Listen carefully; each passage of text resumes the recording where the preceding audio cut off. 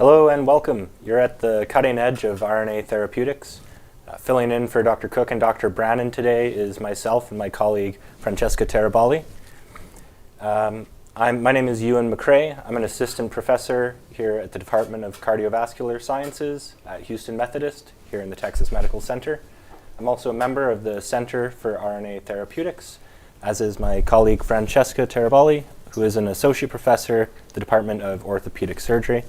And today we'll be discussing some RNA regulatory things with our guest Felix Kern, who Francesca will introduce. Yes, it's actually a real honor for me to introduce and to be here and in this set to introduce Dr. Felix Kern. Dr. Kern brings over 12 years of industry experience spanning from pharmaceutical manufacturing, quality control, R&D, and regulatory strategies.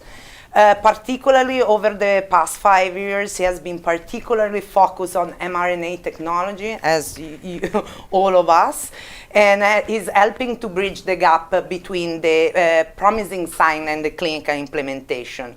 Dr. Kern also is a high-level consulting and also runs some training initiative, helping organizing and navigated all the expectation around GMP compliance, CMC development, and regulatory submission. Please join me in welcoming my esteemed mentor. This is how I call him because I have the pleasure to work with him in putting together some CMC. Dr. Felix Kern, and he's gonna talk with he's gonna pop up his presentation and talk about the regulatory scenario of mRNA therapeutics. Thanks, Francesca. And just before we get going, for all of our listeners out there, if you have any questions, please either go to pollev.com and enter DeBakey. That's POLLEV.com and enter DeBakey. Or you can text DeBakey to 37607 and enter your questions there. And we'll be asking them to Felix as they come up or at the end of his presentation. Go ahead, Felix. Yes, thank you. Thank you for the introduction. Good afternoon, ladies and gentlemen. Good evening from Germany. So we have here at the moment 8 o'clock in the evening, a little bit later. So thank you for the opportunity to give you a short presentation today. And yeah, welcome from me. And so my name is Dr. Felix Kern. I'm very much looking forward to spending the next 45, 60 minutes with you. And I hope I can give you a short overview from an industrial perspective and from, let's say, a GMP perspective also. What does it mean to produce an mRNA therapeutic? And what's the meaning of mRNA therapeutics or medicinal products in the world from my perspective at the moment? Yeah, here's a short introduction. I think, my colleagues gave you a short introduction. So 12 years of industry experience at the moment, mainly in the small molecule world, also in the biological production world. So I was responsible 5 years as a quality assurance manager for biological products like insulins, like antibodies, and also, let's say, prepared the production area and the production team for audits, also by the FDA. And 5 years ago, I joined the first company to help them in fields of mRNA, not to develop the product, I'm honest, but let's say the product should be pushed to the market because 2020 was a high demand also here in Europe and Germany of the mRNA vaccines. And they had a very good product, but they had a very good, let's say, very good clinical trials, very good results. But what was missing were the GMP and the GMP good manufacturing practice and good clinical practice systems, especially the good manufacturing practice systems were lacking. And so quality systems at all. And at the end, that led to, let's say, a refusal of the product from the market. At the end, it was not successful. So GMP, good manufacturing practice, at the end is, let's say, the benchmark which you should achieve, meaning that you are ready to produce and to control your mRNA product onto the quality that you specified that you develop through your research and development and your non-clinical and clinical trials. So what I'd like to bring to this webinar is a little bit more the industrial perspective on mRNA, specifically where I see opportunities in this technology and where I believe the challenges lie from a commercial and an operational point of view. Here's the structure. So I've tailored my presentation exactly around this perspective. What role are mRNA-based medicines increasingly playing in the pharmaceutical world? What opportunities arise from this shift? And to explore this, I'll start at the beginning with some key aspects from R&D and from CMC. That's from my perspective. I would say not from the Merck perspective, from my personal perspective. All this in my presentation is from my personal perspective. So a little bit of disclaimer from my experiences, not from a Merck experience, I have to say. And so to explore this, I start with the R&D and the CMC. So how do we bring an mRNA therapeutic to market from a development and a manufacturing point of view? And from there, I share some of the real world challenges I see in the market today based on my experiences as let's say, an industrial stakeholder working at the interface of GMP, also manufacturing especially, and regulatory development, but also I'm involved in the quality control of such products. And I also look forward to your questions, so feel free to raise them at any point during the presentation. I hope this session will be interesting and insightful for you. So a little bit an overview from an industrial perspective. Yeah, let's begin with the role of mRNA-based therapeutics in a modern pharmaceutical environment. What were my experiences in the last 5 years, or coming from the last 5 years? So mRNA is now the first modality to offer true platform scalability across multiple therapeutic areas. And this goes beyond proof of concept. So we are working with validated, globally scaled systems and clear regulatory requirements.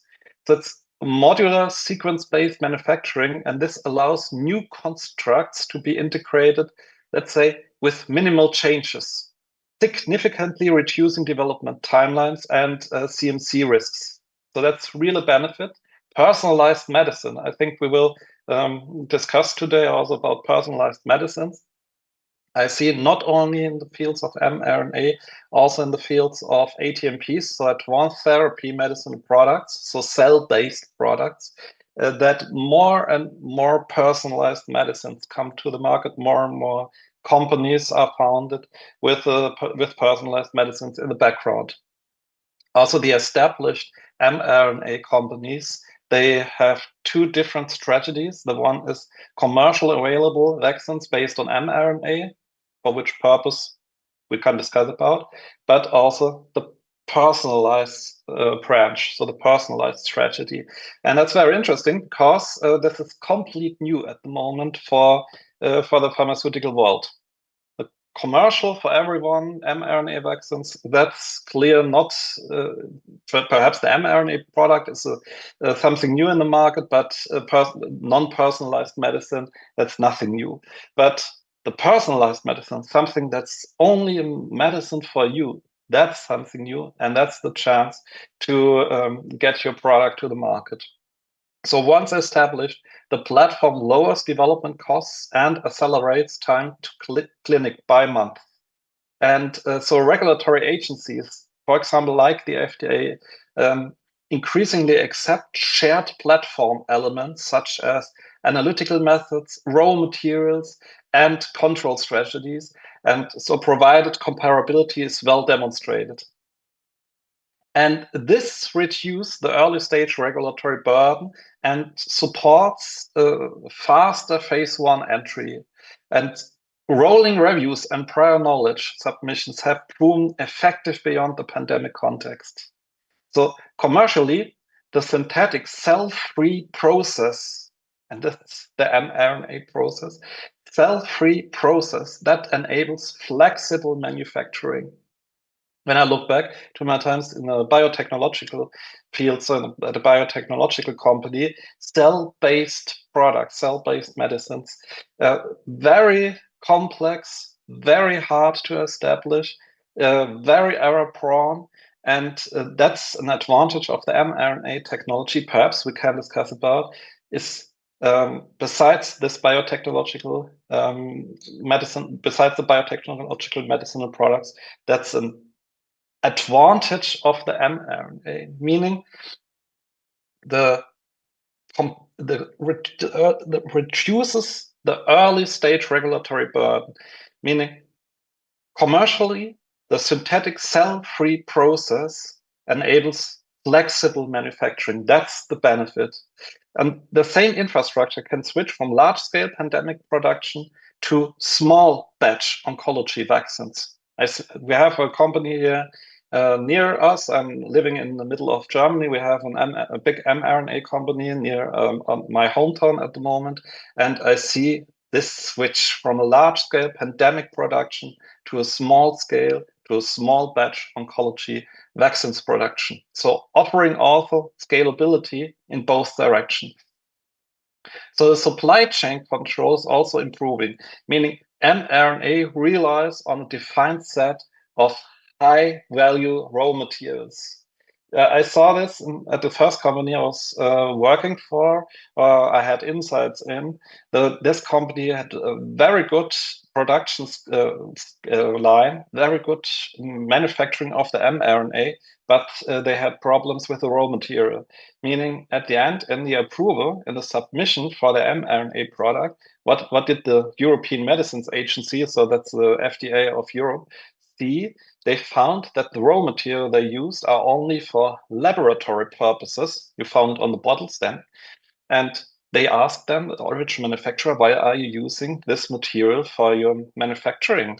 Not only for quality control, but for manufacturing. They had no answer. Why? Because they did not see that this was on this bottle. So it was very hard for them to find an alternative material in 2020 for the mRNA production. From a GMP perspective, meaning USP or European Pharmacopoeia grade, to find this material that is fulfilling all these requirements from a pharmacopoeia was nearly impossible. So this was improving in the last 5 years. Supply chain control was improving. So as I said, mRNA relies on a defined set of high-value raw materials, such as modified nucleotides, capping reagents, lipids, and that can be strategically sourced, qualified, and stockpiled. And this has really improved. So this opens the door to vertical integration and, let's say, long-term partnerships. So supporting pricing stability, so which should talk about the price also. Personalized medicine, is this affordable for everyone? And a security of supply for sure. And finally, the mRNA market is maturing. So payer interest in personalized vaccines is rising, really rising. Platform trials are expanding in oncology, and the new formulations are addressing early cold chain limitations. So this is no longer early science. From my perspective, 2020 it was really just for me. I did not believe that I was supporting an mRNA company to establish the quality systems. Was nearly for me unimaginable. But now I see the systems are in place, the companies are in place. So it's no longer early science. It's a scalable cross-indication technology with real commercial momentum. What I see is that you also in Houston take the chance to jump on the train. And then we'll move on to some key aspects of mRNA product development.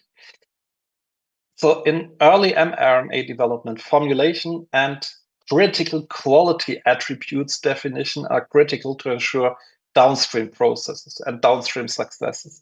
So what are critical quality attributes?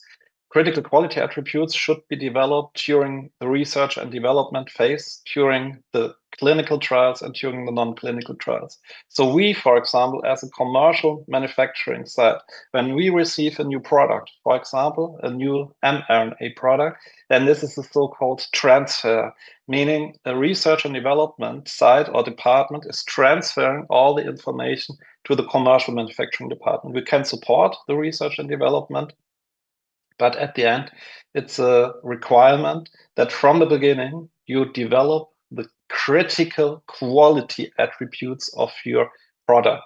The latest are in the phase 1, phase 2 clinical trials. You should be prepared to answer the question from the FDA. What are your critical attributes, critical quality attributes of your product? Please don't mix up with critical process parameters. What's this? This means that you should define what are my parameters of my equipment I'm producing the mRNA product with, and what are the critical process parameters, meaning what are the process parameters of my equipment with effect onto the critical quality attributes of my mRNA product. And this should be defined as soon as possible, also in the early mRNA development. So the design of the mRNA construct, including UTRs, including modified nucleotides, and a cap structure, directly influence the translation efficiency and the immune activation. So LNP composition must also be optimized early. So variations in the lipids content or the PEG lipid ratio that can significantly alter biodistribution, that are the critical quality attributes, or the tolerability, also a critical quality attribute. So for example, increasing PEG lipid can prolong a circulation time, but may raise immunogenicity risks. So regulators expect early identification of these critical quality attributes, such as mRNA integrity, such as the double-stranded RNA content, such as the encapsulation efficiency, and also the potency. So these are the classical critical quality attributes. So when I look back 12 years ago, when I started my career in the pharmaceutical industry, no one knew about what are critical quality attributes really. This was initiated by and introduced by the FDA, and the FDA said, you should know more about your product, no matter if it's mRNA. And at the end, they wanted us to define the CQAs, critical quality, and the critical process parameters. So please be prepared to that question, especially in the late development of your product, that you know, okay, what are the real quality attributes of my product, and regarding my production equipment, how can this production equipment affect my the quality of my product? And that are critical quality attributes then.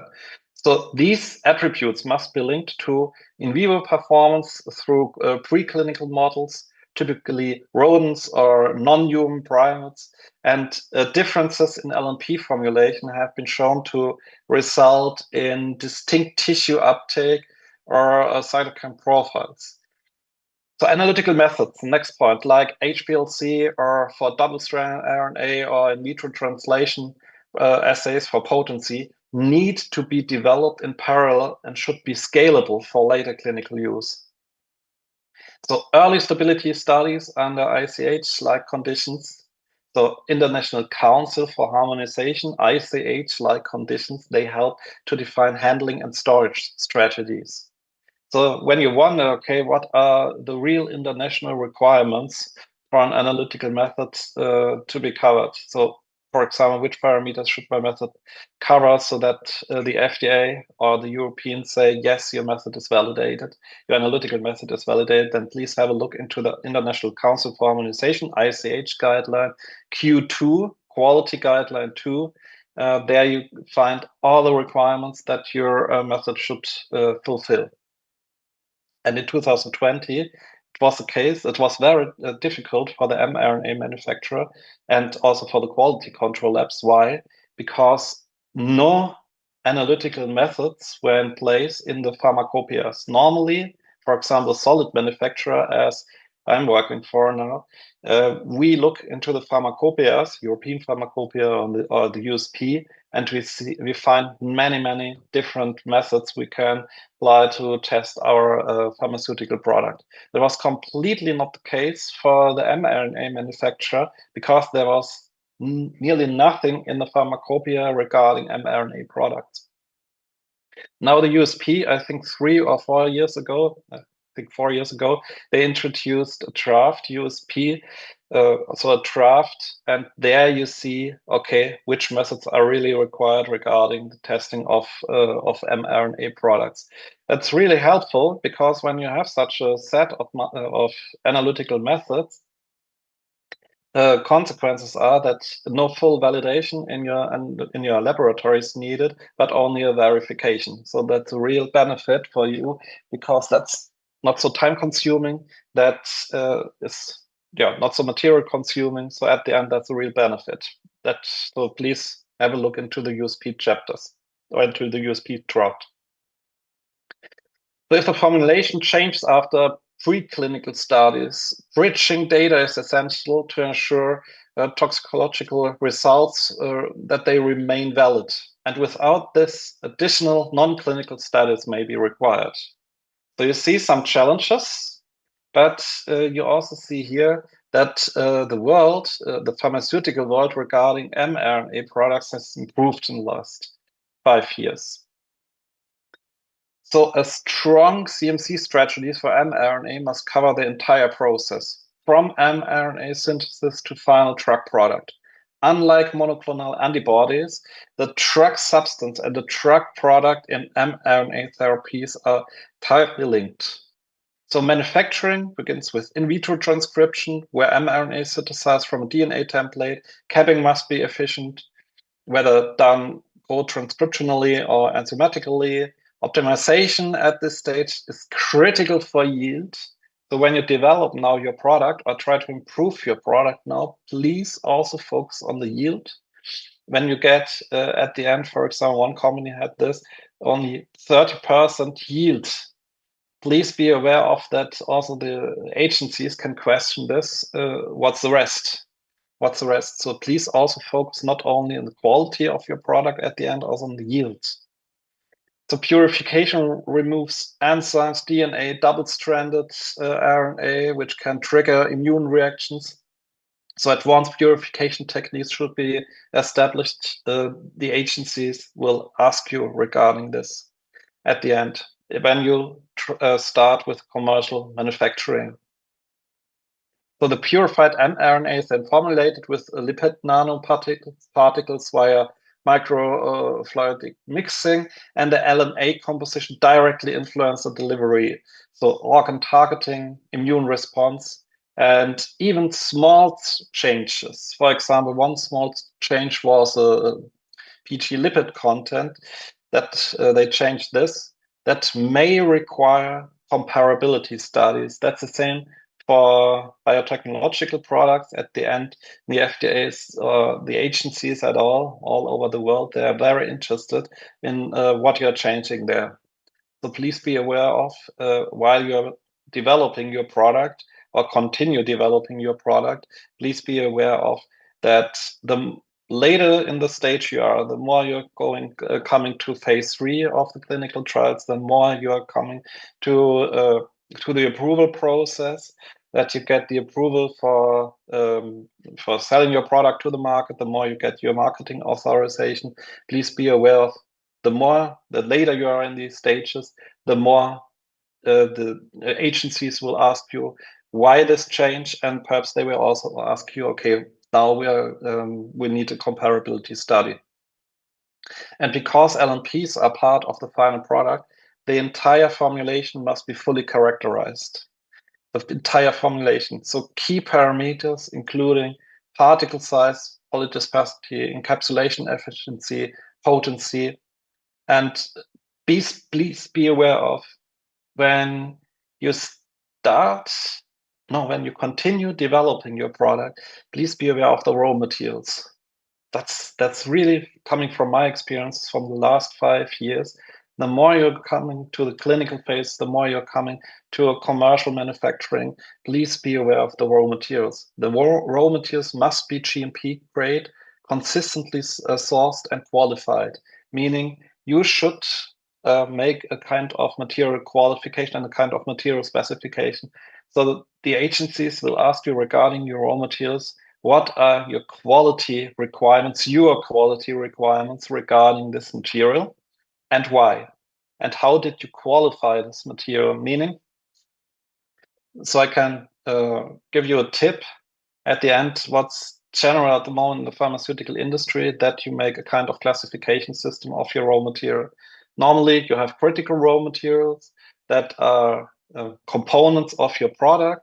So for example, the nucleotides, you have kind of middle class risk, meaning that are, for example, bags that you use for the production, that sample drawing equipment with short product contact, and you have low risk raw materials, meaning that are garbage bags, for example, in the offices in your GMP area. So nothing to worry about.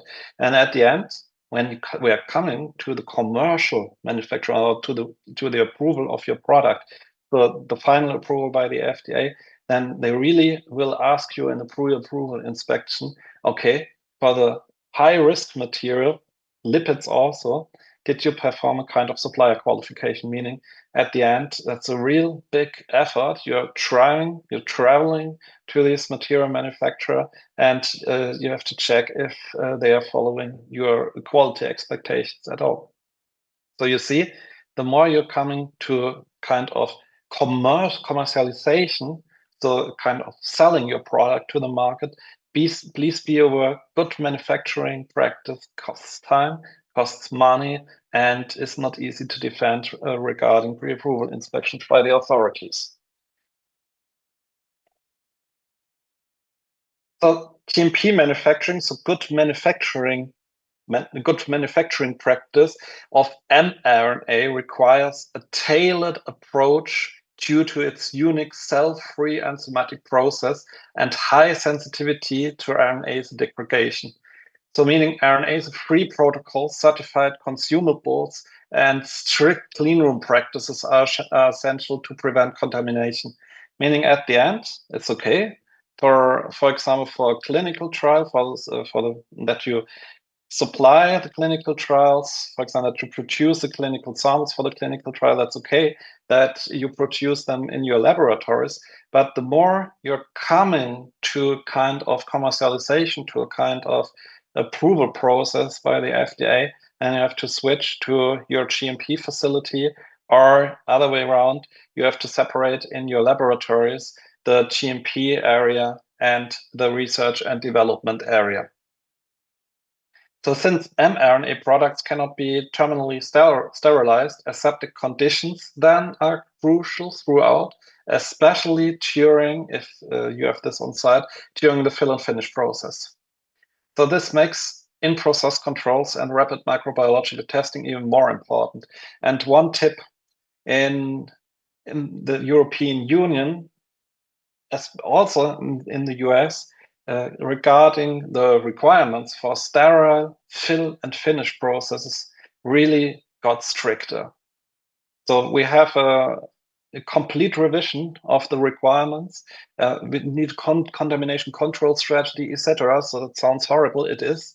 And at the end, that's a real effort. What did the mRNA manufacturer in 2020, 2021? They sourced this out. So they said, okay, we are the specialist for mRNA formulation, for mRNA production, and for the LNP process, but we had absolutely no idea how we now produce a sterile solution and fill them into vials or into syringes. So what they did, they sourced it out, so to so-called contract manufacturing organizations, and so here all the conditions that you find here that were in place at a CMO. So it was not possible for them to establish them in their facility. So all raw materials, enzymes, modified nucleotides, lipids must be GMP grade, traceable, and qualified. So COVID-19 scalable challenges revealed the need for early supplier qualification. That's what I told you. Also for the scale up, so perhaps your product's very successful or will be very successful, and there will be a scale up from a low volume, let's say, to a middle or a high volume product, then please be aware of that your material supplier have the possibility to supply the material to you. If this is not possible, please check this before you start with your commercial manufacturing. Is this material supplier really able to provide me enough product also when I increase the volume? This was a problem for many mRNA manufacturer, the early stage of the commercial manufacturing. So single-use systems, for example, PE bags or tubing systems, are often used to reduce contamination risks, and they also simplify cleaning and in early phase production. So it's also possible to use single-use materials. And often, if we remember the classification system, critical, middle class or middle risk class, and low, the tubing systems are the, let's say, the PE bags, the storage bags, these are more in the middle class. So no audit is required, but you have to assess the quality system of your material suppliers. Then documentation. Digital batch records. When an FDA auditor comes to our site, he will ask for the newest technology. That's not only the FDA, also all the other authorities will ask you, okay, what about digital systems, digital batch records, real-time monitoring during your production, meaning that's a kind of inline probes, inline sensors that are checking your product all the time, not only by taking a sample and you get a one-point measurement all the time throughout the whole manufacturing. And also strong data integrity systems are now expected. So the more you're coming from a research and development and let's say a clinical trial supply, the more you're coming to a commercial manufacturing side, the more you should be aware of that data integrity plays a real role here. I give you an example. For example, the FDA will check you if who has access to your systems, to all of your systems. Might be a software, might be a hardware, might be an analytical equipment for testing your product. If there's a possibility that someone can access your system without detecting or without tracing who that is, that's not following data integrity. For the clinical trials, I think there are also data integrity requirements, so you should start establishing these. If this is not possible, latest in phase 3, I think you will get into trouble then with the authorities, with the agencies. So overall, GMP compliance in mRNA manufacturing demands strict environmental control. So the later you are in your product development, the more you should think about, okay, what are my environmental conditions I should apply? Meaning temperature control, meaning humidity control, meaning control of light in your laboratory. And you should be able to explain why you are monitoring these and what are your alarm limits. For example, let's say in a normal production room from the solid manufacturing area, so I'm just working for, so we are producing tablets. Normally we say 15 to 25 degrees. This is a tolerance, this acceptance limit. If we now exceed, for example, 25 degrees, because it's very hot here in Germany now, and we now have 28 degrees for 5 hours now, then the authorities want you to assess, is this a real risk for our product? Should we dispose it? Or is it okay that we continue with the manufacturing? So please also, when you're now in your research and development laboratories, please be aware of also for the clinical trial supply that this can be a question regarding the production of your samples. Temperature control, humidity control if necessary, and an explanation why you define this. Training systems here.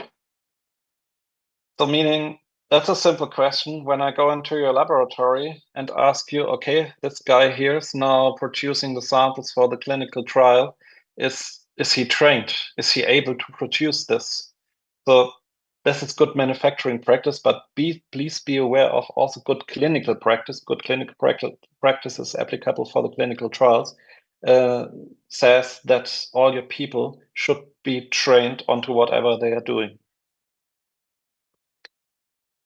After that, we'll look at what it takes to bring mRNA products to market and how to scale up manufacturing effectively.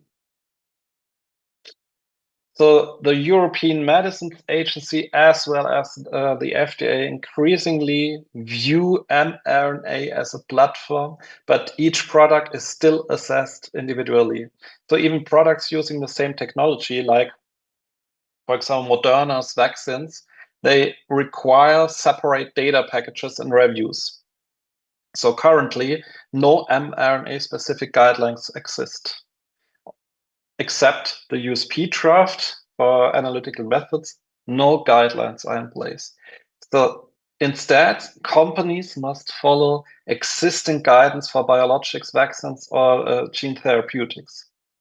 So flexibility shown during the COVID-19 pandemic. So is no longer guaranteed under normal conditions. So we are now in post-COVID times, meaning during, for example, the German authority or the European authorities, they were very soft regarding the approval process for the mRNA vaccines in 2020, 2021. Why? Because there was such a high pressure from the market and the authorities, so they had no chance to be strict. At the end, they were very soft, and there were also many quality issues regarding this.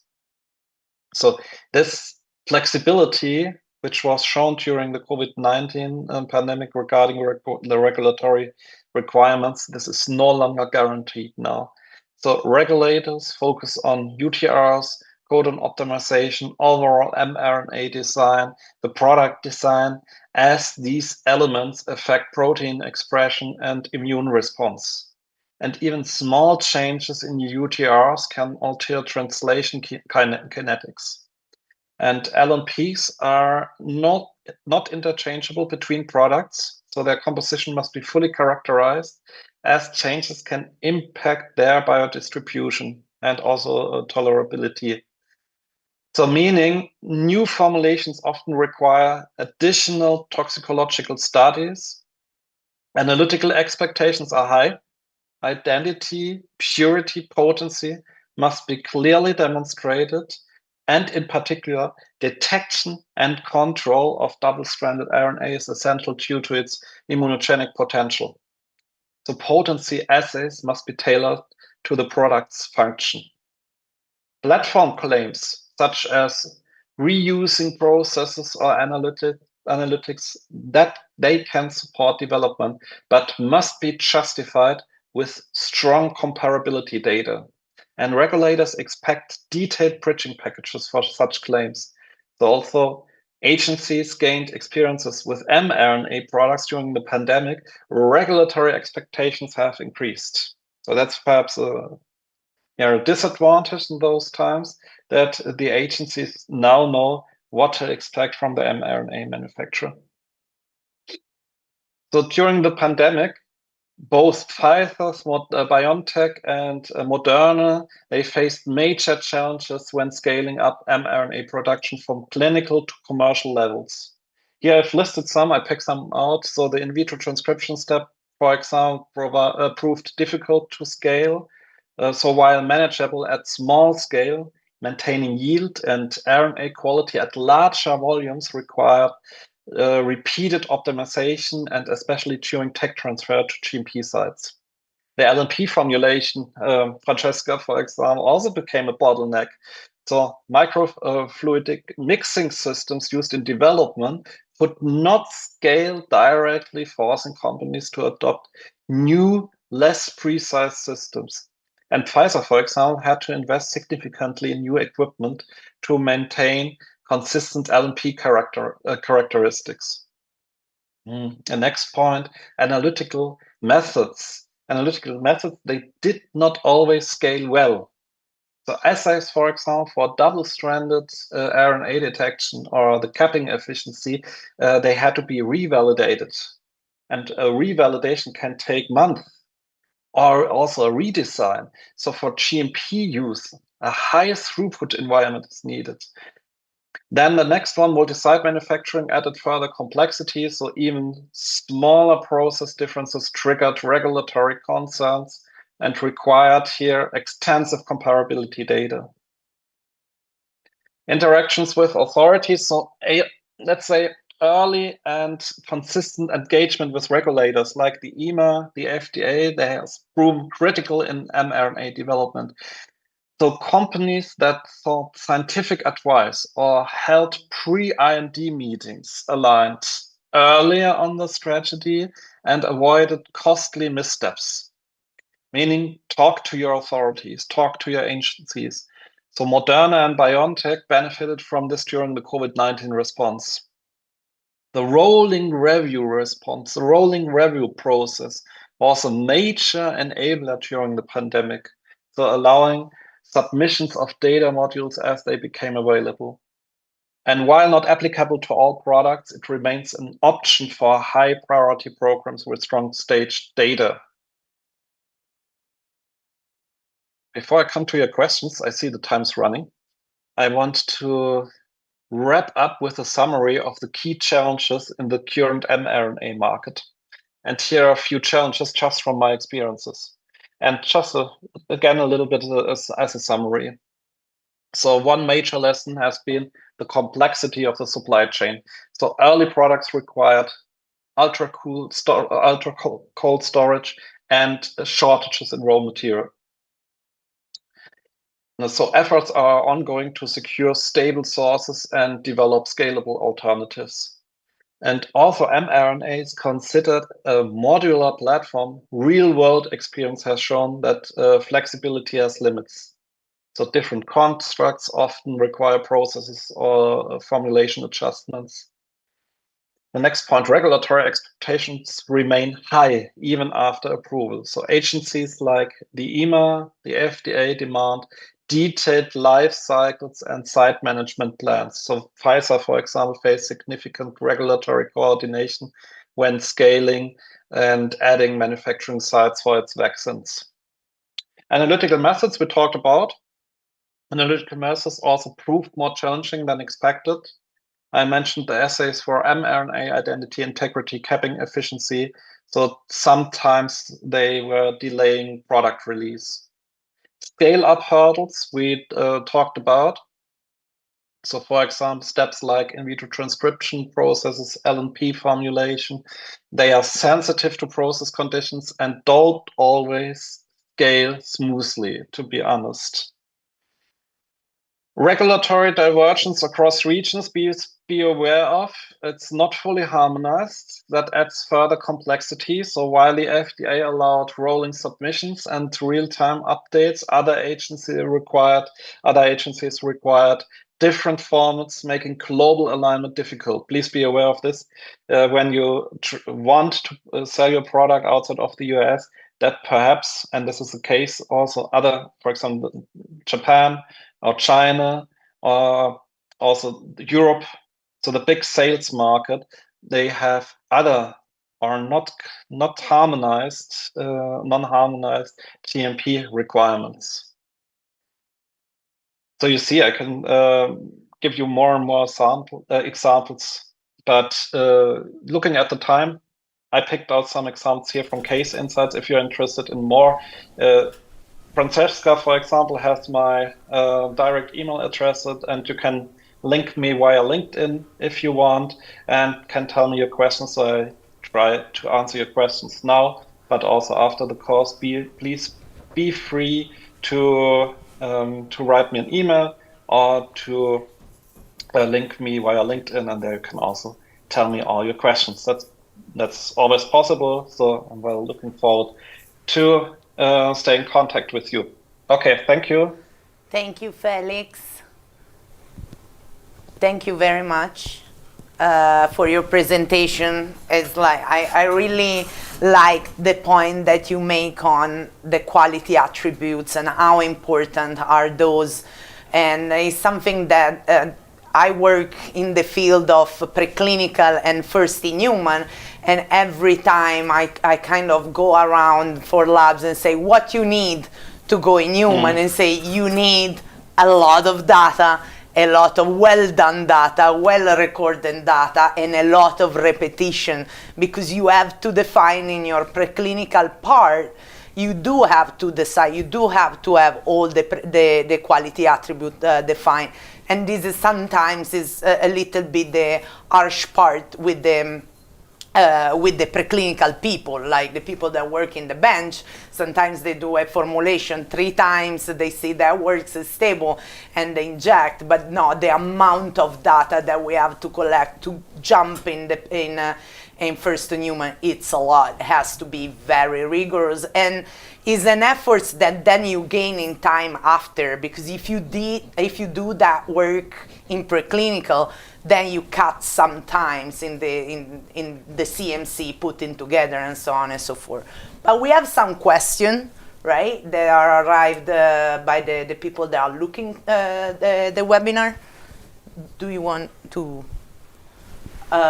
So there is a question that say how to control yield variation of mRNA drug substance among batches.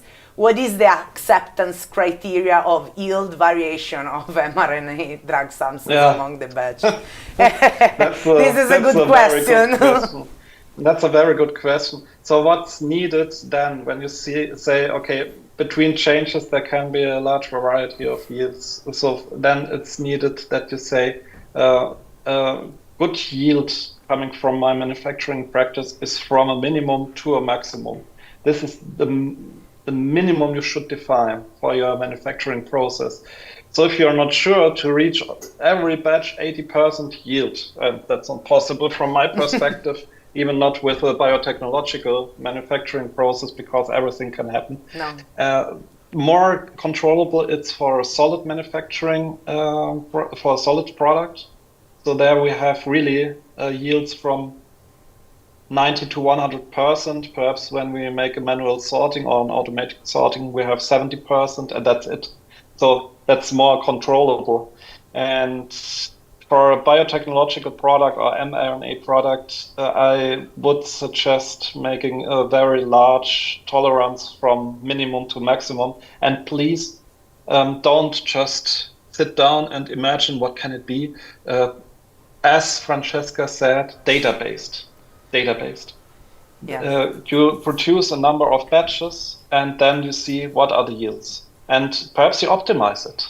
Perhaps you optimize it a little bit, and then you get more and more experience. That's what the authorities want to see.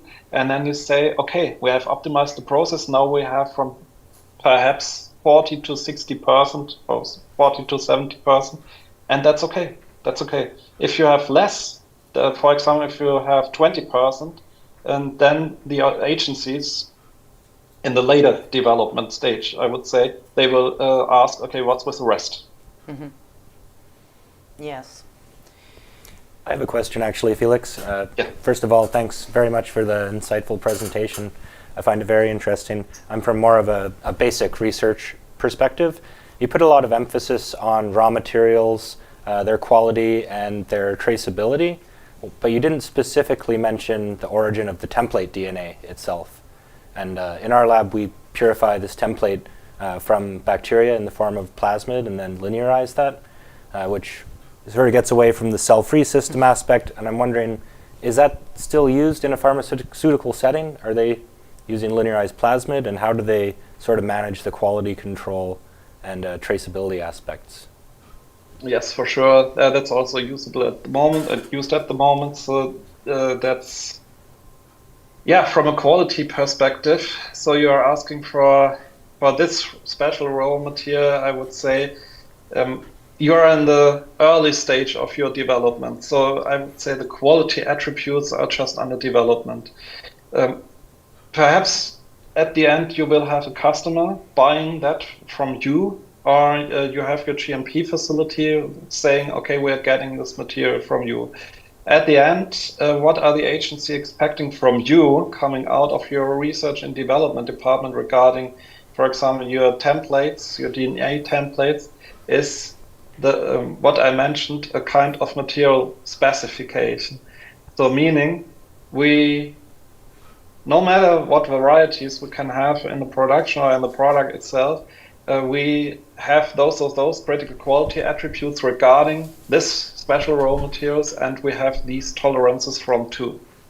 So this should be an outcome of your research and development phase. At the end, what is happening in a fully GMP environment is that a kind of head of laboratory, we call it in Europe head of quality control, or also your quality unit, they will release this material from your side and will say on a kind of certificate of analysis, yes, we had these tolerances based on our research and development, and we fulfilled these tolerances with this batch or with this material that we are supplying to you, and we, following our internal quality control, we have analyzed that these parameters and they are fully within the tolerances.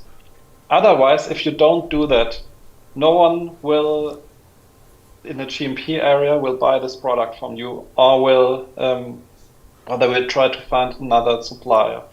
Because in the GMP environment, you have to show that your product is fully within the quality that you defined together with your clients or with a GMP facility that uses this raw material for the manufacturing process. Did this answer your question? Yeah, I think so. Thanks very much. Okay, perfect. I have a question for wrapping up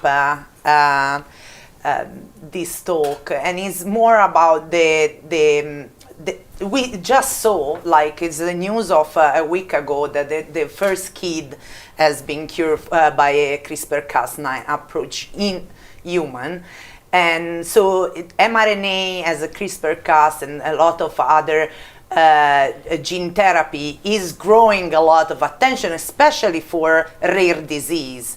And so, and you mentioned this in your talk. So the cost, though, associated to come out with the medicine that is personalized is something that is a counterintuitive, basically, because you cannot scale up because you have a very small population of people. So how you can if you can do it in 5 minutes, tell us what are the way or 2 minutes, the way to contain the cost for mRNA therapies, because right now we just want to regulate these therapeutics, but of course the next step is try to have them available for anybody that needs it with a decent cost and access.